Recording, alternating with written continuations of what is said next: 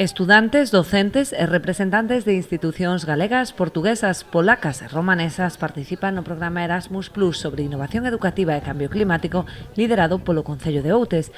Durante 3 días, os participantes analizarán as novas plataformas que serven como base á educación a distancia, cunha componente de conservación medioambiental.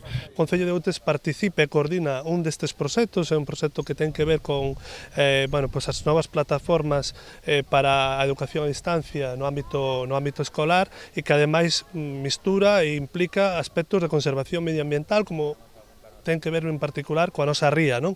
Coa ría de Muros e Noia. Este é un dos proxectos polo cal os imos a organizar e imos a celebrar un taller onde vai haber profesorado de distintos países, de Polonia, de Rumanía, de Portugal, onde o que se pretende justamente reflexionar sobre as novas plataformas e as novas tecnoloxías que os educadores teñen que implementar a hora de, por exemplo, o que pasou durante a COVID, levar a docencia a distancia ás casas, non? Esta iniciativa está marcada no programa Erasmus Plus, que promove proxectos innovadores que contribúen á mellora dos centros educativos e institucións que participan.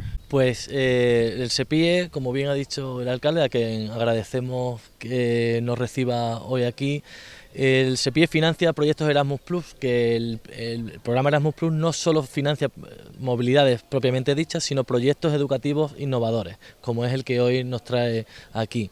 Son proyectos innovadores por los cuales colaboran profesorado y alumnado de distintos países, de Polonia, Rumanía, universidades, tanto de Portugal, España, Italia, Polonia.